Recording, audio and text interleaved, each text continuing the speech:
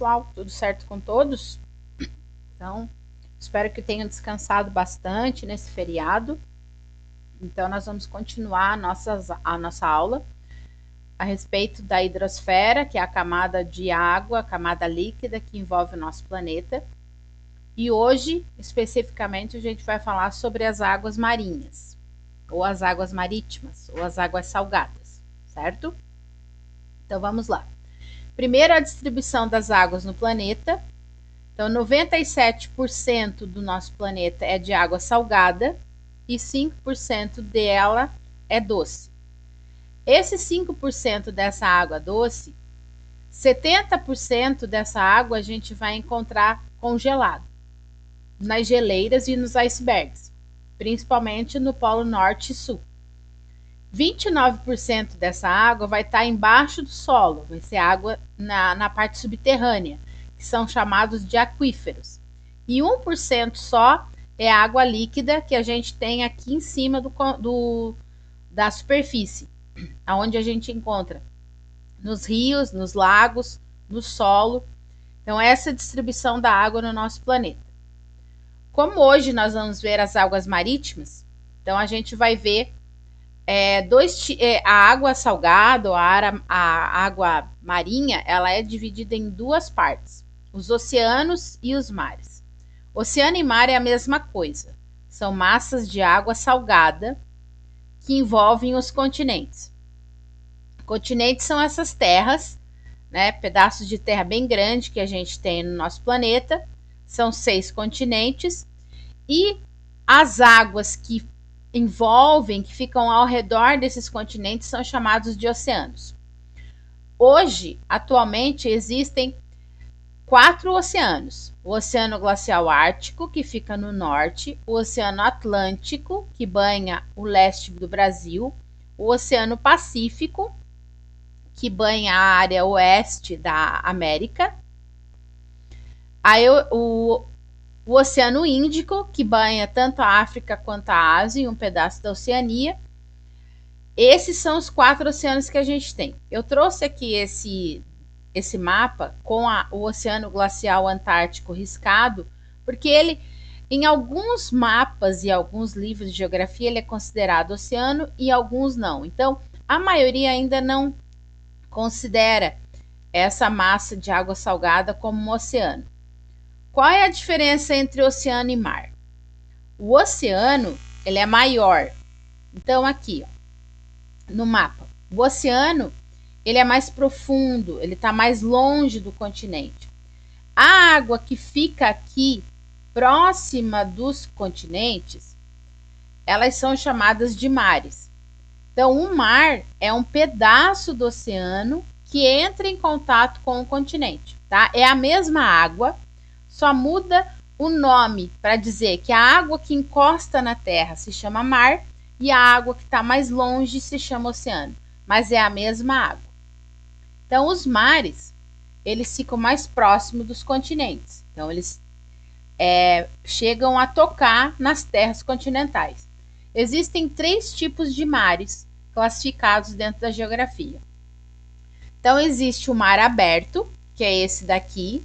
Então, por exemplo, aqui tem uma península, que vocês já fizeram a pesquisa das formas de relevo. Península é um pedaço de terra que invade o oceano ou o mar, né? Aqui tem uma península, então é o braço de terra que vai em direção à água. E a água que entra aqui no continente, ela tem essa abertura, por isso se chama mar aberto. Ela tem essa abertura de vir aqui, tocar no continente e sair. Então, essa água ela vai ter um movimento de entrada e de saída dessa baía, né? Essa forma aqui, essa entrada de água em direção à terra se chama uma baía.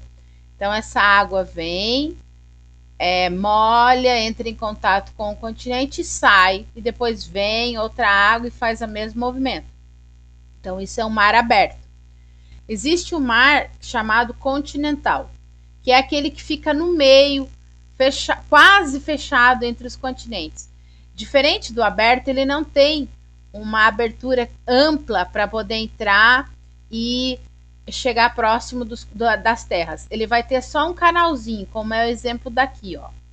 Aqui é o Canal da Mancha, que fica entre a Europa e a África. Aqui é a África e aqui é a Europa. Então a água do oceano vem, entra por essa entrada, que se chama canal, que nesse caso aqui é o Canal da Mancha. Então a água vem, entra pelo Canal da Mancha, e essa água que vai ficar represada aqui vai formar um mar. Então esse tipo de mar, nesse caso aqui, é o mar Mediterrâneo. Esse tipo de mar ele é chamado de continental, porque ele vai ficar preso entre dois continentes, mas ele vai ter uma abertura para poder sair e entrar água nova. E existe o mar fechado. O nome já está dizendo, ele é fechado, ele não tem essa abertura de canal e ela não vai ter essa abertura completa. Aqui tem um exemplo circuitado entre a Jordânia e o país chamado Israel. Existe um mar que é chamado Mar Morto, que você já deve ter ouvido falar. E essa água ela fica represada, que ela não tem como sair. A única forma dela sair é evaporando, indo para as nuvens. Então não tem ela como ela sair daqui, como é o caso aqui do Mar Mediterrâneo, que vai ter esse canal para ela poder sair a água ou entrar uma água nova. Aqui diferente, a água vai ficar represada e não vai ter como sair. Por isso que ela se chama mar fechado. E o mar fechado mais conhecido do planeta é o Mar Morto, que tem aqui uma foto de um turista, porque uma característica do Mar Morto é essa. O nome se chama Mar Morto porque ele não tem essa entrada para águas novas, então o que está ali não tem como renovar. A única água que ele vai receber é da chuva, quando chove, porque é um local quase deserto, então a única água que vai estar aqui, ela vai ficar presa, e ela é chamada de morto porque ela tem uma grande quantidade de sal. Uma das características que a gente vai ver daqui a pouco é que a água do mar ou do oceano, ela é caracterizada por ser salgada, então ela tem muito sal, diferente da água de rio que não tem.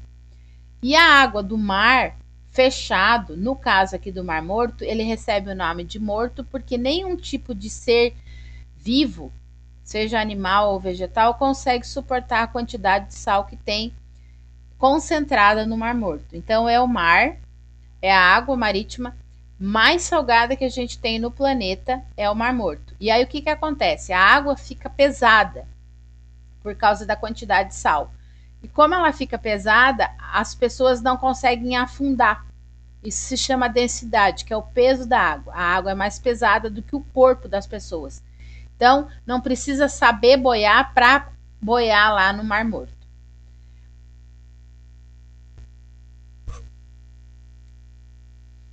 Aí aqui a gente vai ver as características das águas marítimas. Como eu já tinha dito anteriormente, uma das principais características da água, do mar e do oceano é o sal que é encontrado nela.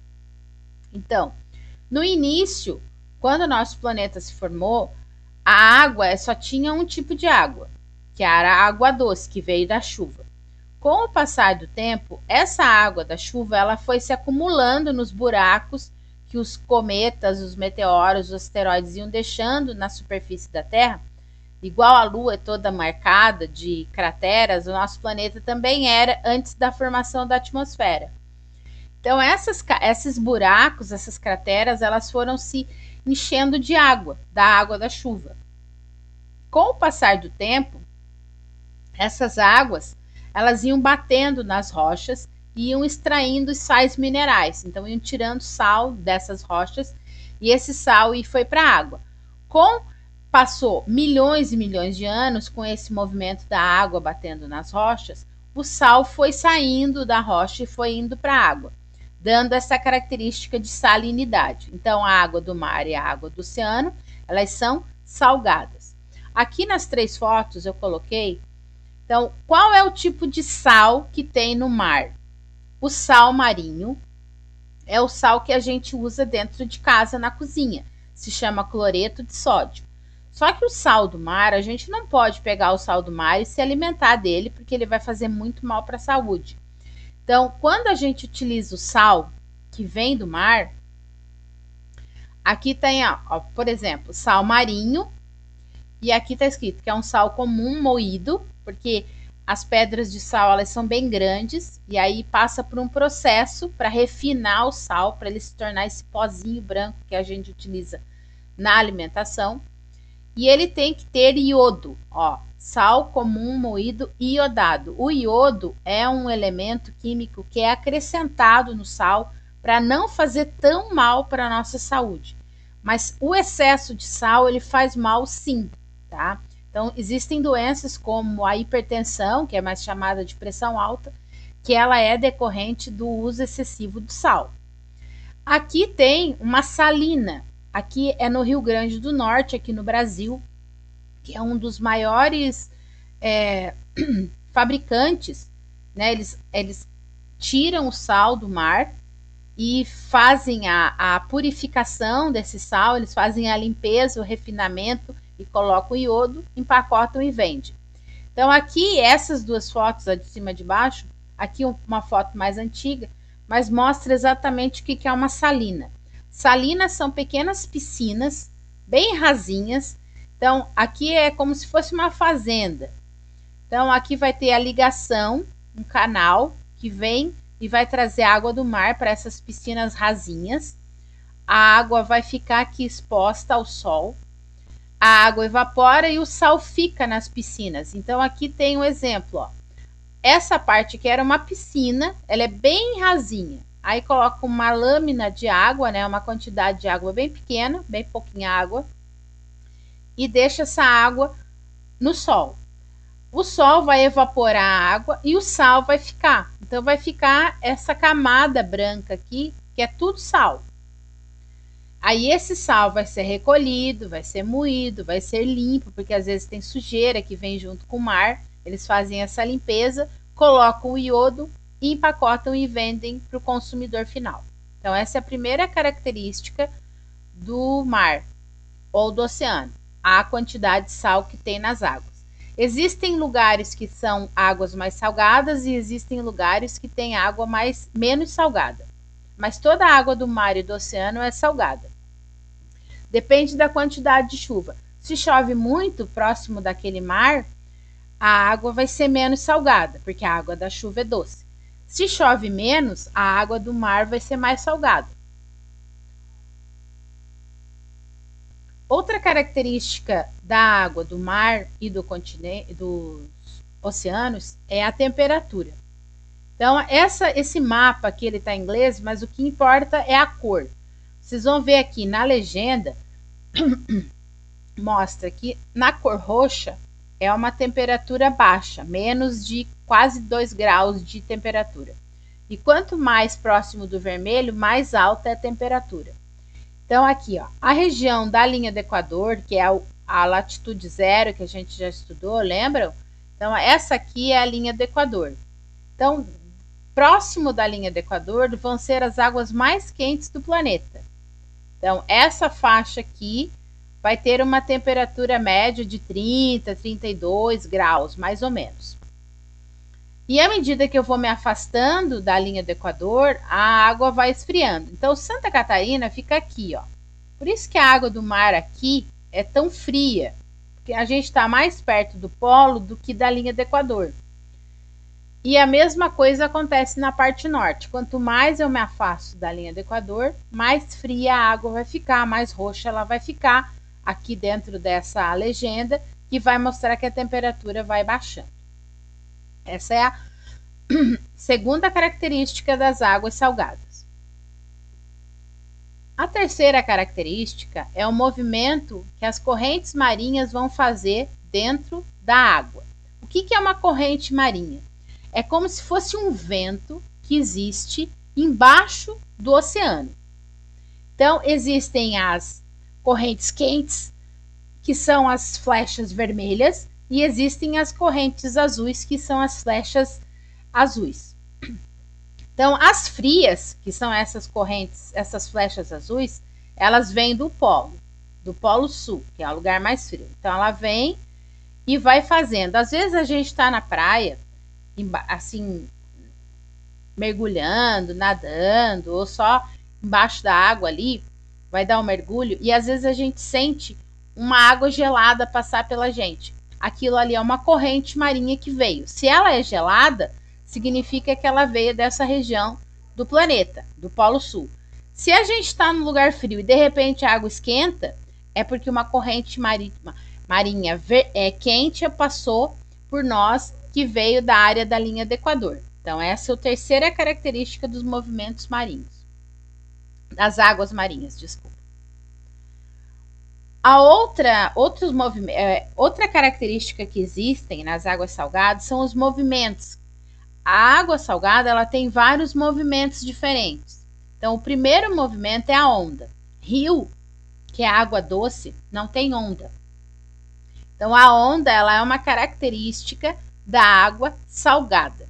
Então, as ondas elas só vão acontecer devido ao vento. Quanto maior e mais forte for o vento, maior vai ser a onda. No mar, tá? E nos oceanos. Lá dentro dos oceanos, lá no fundo, também tem onda. Só que é normal, mais comum, a onda ficar próxima da terra, que é justamente aonde os surfistas costumam praticar o seu esporte. Outra característica que existem nas águas salgadas são as marés. A maré, ela é decorrente da proximidade da Lua.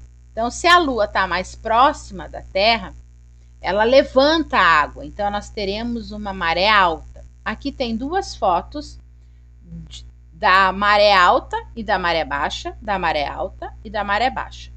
Então, aqui tem um determinado momento do dia, a água sobe e aí ela vai estar na maré alta. Depois, algumas horas, a água se afasta e aí nós teremos o momento da maré baixa. Então, aqui são dois lugares diferentes, o mesmo lugar em momentos diferentes. Aqui com a maré alta e aqui com a maré baixa, quando os turistas podem até chegar a andar na região.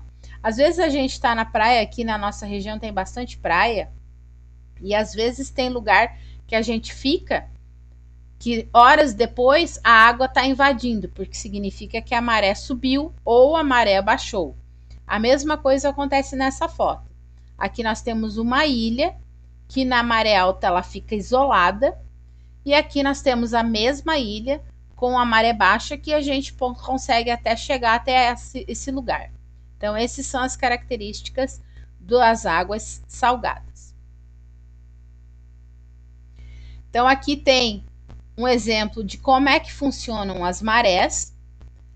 Dependendo da fase que a Lua esteja, ela vai fazer com que a maré suba. Essa faixa aqui, azul clara, ao redor do nosso planeta, são as águas. Então, tem momento que a água está mais baixa e tem momento que a água está crescendo. Então, que são as marés altas e baixas.